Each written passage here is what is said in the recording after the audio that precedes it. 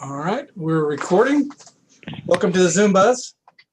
Yes, sir. I apologize for being 2 minutes late. I only know how to use my iPad, and it was zeroed out, so I had to use Olin's charger. Well, we'll start off with a question from Olin. I think Travis should always go first. Oof. I'll be glad to defer to him. I'm just picking at you, bro. All right. Hey, do you got a sense that your guys are growing in confidence after the win and then having played most of the game pretty well against LSU? Yeah, I think the two things, Olin, that statistically stand out from our two games last week, and you know this because of how much we've discussed it, our turnover rate has been atrocious. And then our ability to keep the opponent off of the offensive glass. Those two things have been our Achilles heel. Just in those two games last week, we surpassed 14 teams nationally in our turnover rate, and we improved 17 teams nationally in defensive rebound percentage. It was the two lowest turnover games for us, 8 and 9. And then on the glass, we did a really good job on the offensive glass for us, but we did a distinctly better job than we've been doing of keeping the opponent off the offensive glass. And so as much as it is how many rebounds did we get or how many turnovers did we get, those numbers don't tell the whole story. The whole story is the rate at which you turn it over or the rate at which you give up offensive rebounds. And in those two categories, we were better than we've been all season long. And I think a portion of that is the consistency that we've had on a daily basis from our group in practice. And I think, like all coaches will say, how you practice is how you play. And I think that our 4 practices last week translated to the 2 games. So that does give you confidence, but it's a quote shirt. True confidence can only come from your work. And I think our guys have been much more consistent in their work. And, it was about last year, with about 10 to 12 games ago, Savon really kind of broke out. And here he's had 2 strong games in a row. Do you get a sense that maybe he's going to duplicate that from last year? We're cheering for anybody, Olin, that can be the best version of themselves. Savon didn't practice yesterday, so we'll see how things go over the next 48 hours. Had some issues with his back. And so we'll see how that goes. But whether it's whether it's us shooting 22 free throws as a team or making 22 free throws, whatever those people are and those stats that contribute to winning, we're in need of all of it. Okay. All right. Well, thank you very much, Coach. Yes, sir. Let's go to Travis Brown from the Bryan College Station Eagle. I'll bat 2 hole any day. It's great. When you're talking about improving turnovers, improving defensive rebounds, moving up in those national rankings, can you pinpoint anything in practice, a change, a drill that's improved that? Or is it just you've reached that point in the season where things are starting to maybe hopefully take hold? Yeah, I think maybe it's a little bit of all of that, Travis. Our itinerary for practice has some variance in it. Probably doesn't have quite as much as you think. Some of the breakdown stuff that we do at the first 20 to 30 minutes of practice would be specific to an opponent. For instance, like for Vanderbilt, a lot of random ball screens for their guards. And then the second thing specific to Vanderbilt, 45% of their shots in SEC play have come from 3. So how are they getting those threes? What is their alignment when they're shooting those threes? And then what's happening relative to those random ball screens and the coverage behind it? And so, for instance, specific to Vanderbilt, those first 20 to 30 minutes of what we call pre-practice, it's cover 2 progression. Our defense, as you know, is called cover 2. So those things are different than they were for Kansas State. We emphasize rebounding at a very high level in our practice itinerary. And then as turnovers have continued to be an issue, we score every drill and every game with a turnover number included to reward those that don't turn it over, those teams, and then to penalize the teams that do. So I think maybe it's a little bit of both. I think we have been playing from behind, as you know, relative to how we handled the summer and the fall specific to the virus. So I think there is some level of, it's that time of year. I think it's to some level just continuing to emphasize those two specific things. So I think it's both. And then you look across the country and there's other programs, other coaches that are dealing with COVID issues. It seems like for the most part, your group has been pretty solid in that regard. What can you say about your program, your kids, and what they've been able to achieve by staying healthy, at least as far as we can see? I've just, thanks for saying that. Thanks for even noticing that. I do think our guys should be applauded relative to the efforts and the sacrifices they've made. And that is not to be judgmental of other programs or other teams. I think our staff from the very beginning of all of this, Travis, we've tried to be ahead of it. We've tried to educate our players probably almost in a classroom type setting. Once a week through Zoom, we did what I know I've told you about Tough Tuesday Talks, but we also did once a week COVID by the numbers was the title of it, where we just tried to educate our guys on what the virus is. The one thing that I would say, Travis, and I'm hesitant to even talk about it because it's like, I don't want to wish bad karma, but it's a virus and it can impact anybody. And it's not as if, it's almost like it's a ghost, like you can't see it, you can't touch it, you can't, like, oh, I'm about to get COVID. It's chasing a ghost. And so you just try to be as safe as you can, follow all the protocols. We have been very stringent in how we've handled things in our office, how we've handled things in our facility. Our administration has been superlative in supporting all of the different things that we want to try to protect our guys as best as possible. But again, I mean, literally things can change on a dime, as we all know, specific to what's going on in a pandemic. And so, but I do think that our kids have been ultra mature in how they've went about their business for us to even be at this point relative to what's transpired. That speaks to how serious they've handled everything. And then one last follow-up. I know you've told us many times that a big part of the way you run your program is things like the Tough Tuesdays and the talks and sitting down and learning things about life as well as basketball. Has your focus in the past doing that been kind of validated by this year and what some of those talks have had to be and the fact that you have instituted that in your program, so there's space for that this year? Well, yeah, I want to make sure I have humility in how I answer that question. Maybe our kids could answer it better. Maybe our current staff could answer it better. I'm not old yet, but I'm approaching old. And I think that some of our former players and former staff members could probably speak to how we go about things.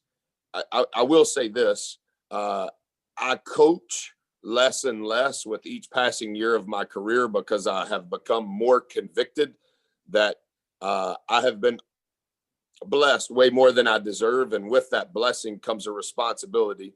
And my responsibility is to push them to be the best they can be as a player.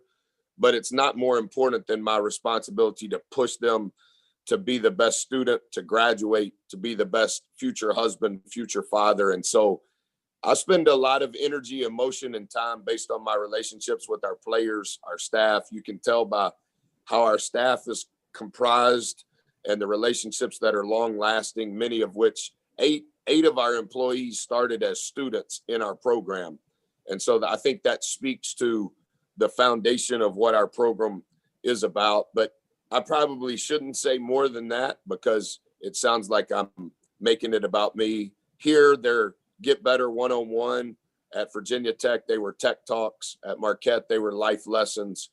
And I will say that I have learned more from our kids over the last 9 months, probably than they've learned from me, just with all that has happened across the country relative to social injustice. And so those tough Tuesday talks have been tough for everybody involved. And it's been a very raw experience of learning things that my eyes haven't seen, nor have my ears heard, that have really changed my heart. And that's from the willingness of our kids to teach me. Thanks, Coach.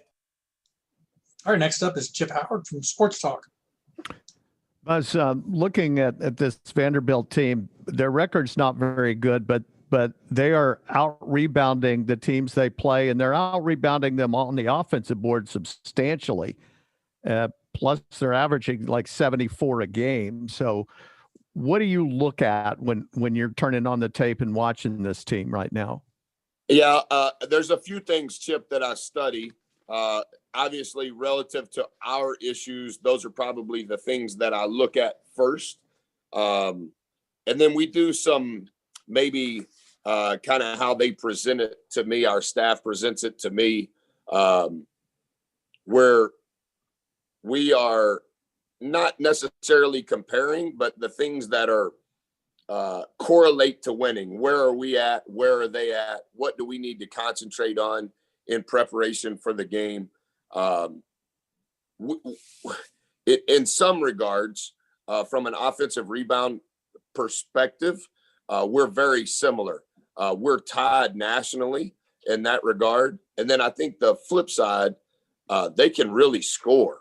And they can, yes, they score a lot of threes, but they can score in a multitude of ways. Obviously, Pippen can score, but he also creates easy opportunities for his teammates. So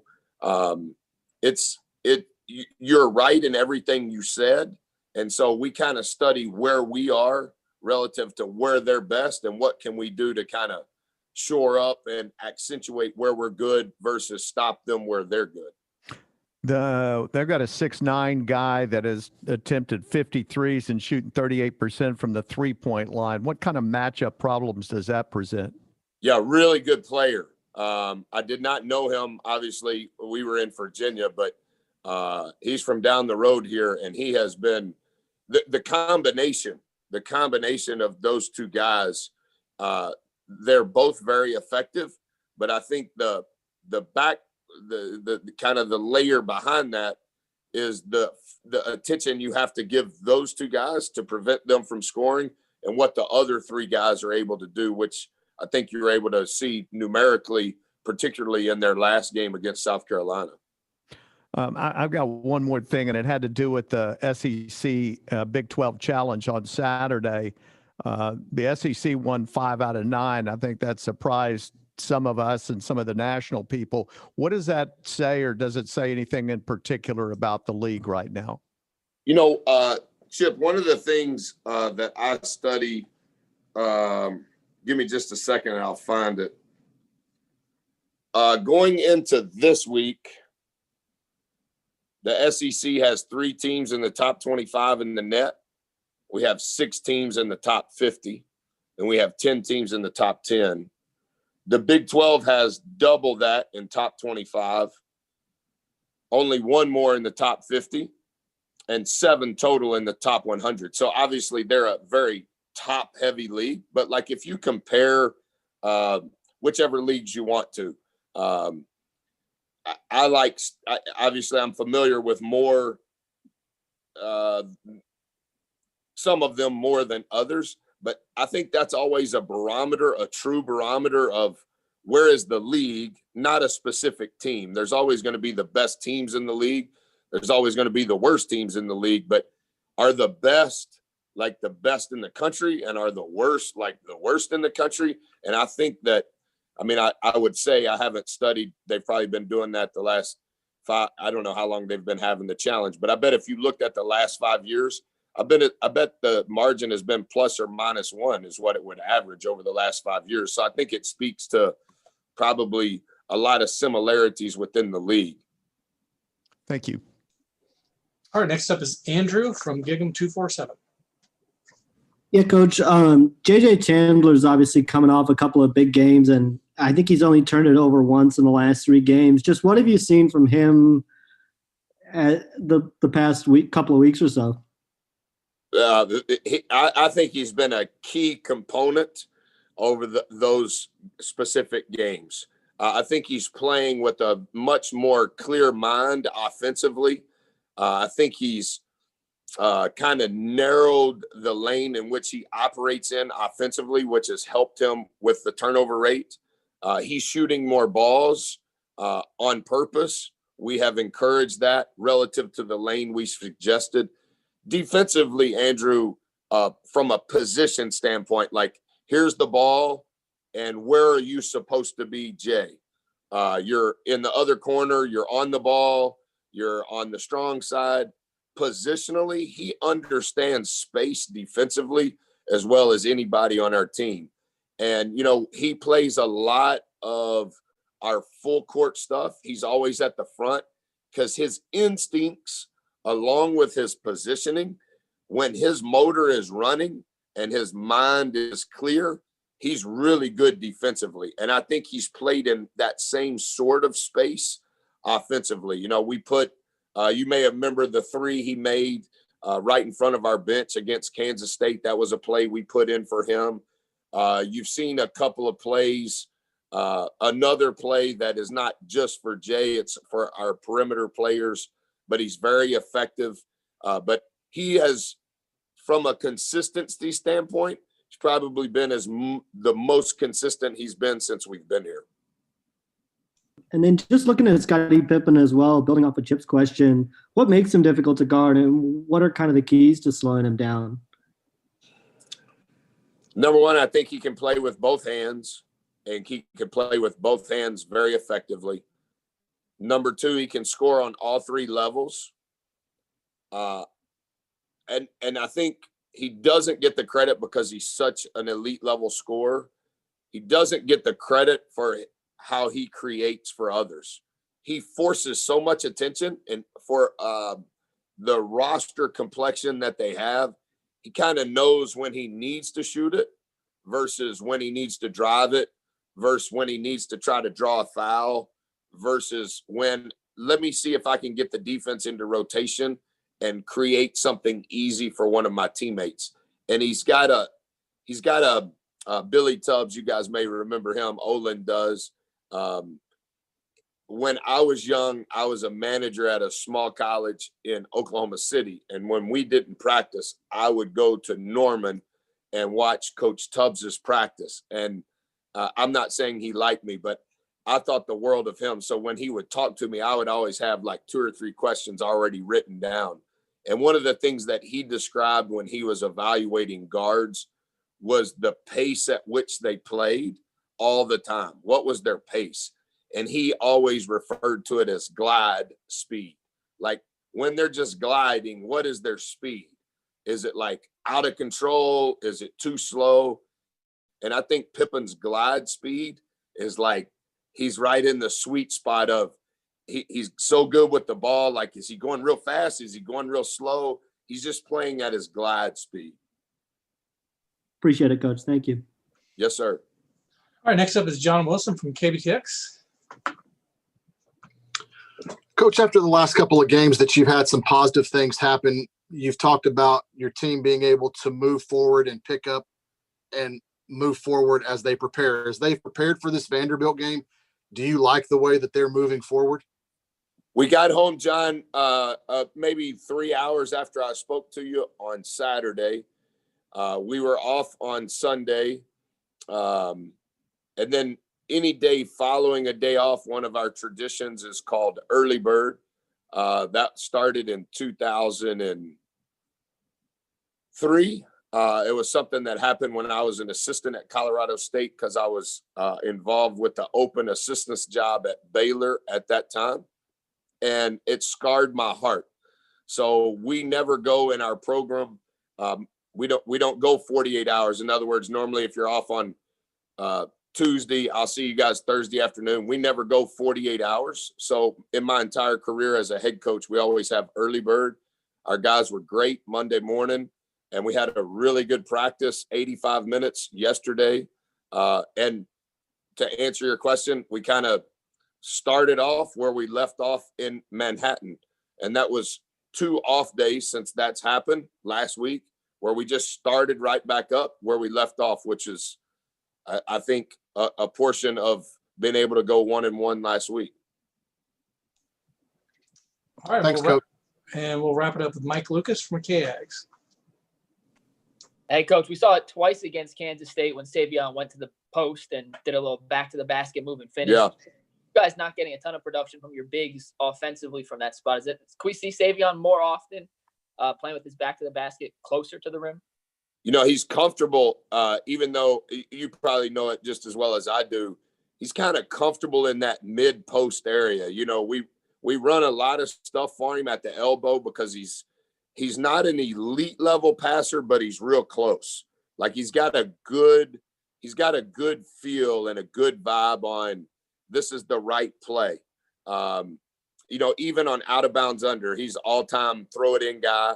The two plays that you're talking about, one was side out of bounds where he was the inbound, or he was not the inbounder.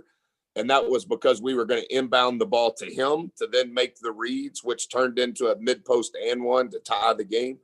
And then the other play is one of our core plays, and we just inverted Save and Marfo. And as thankful as I am that Save made the basket, I wasn't concerned with Save making the basket. I was concerned with, could Marf make the right read to get Savon the ball in a position to make the basket? So it was the combination of both, what Marf did and what Save did. But yeah, I think, you know, we did some stuff. You remember last year, we run some of it for E-Man now, where we kind of throw that ball over there, not in the short corner, but not really on the post, just kind of in no man's land. And Save's really good at making a decision, even if that decision is for him to shoot it.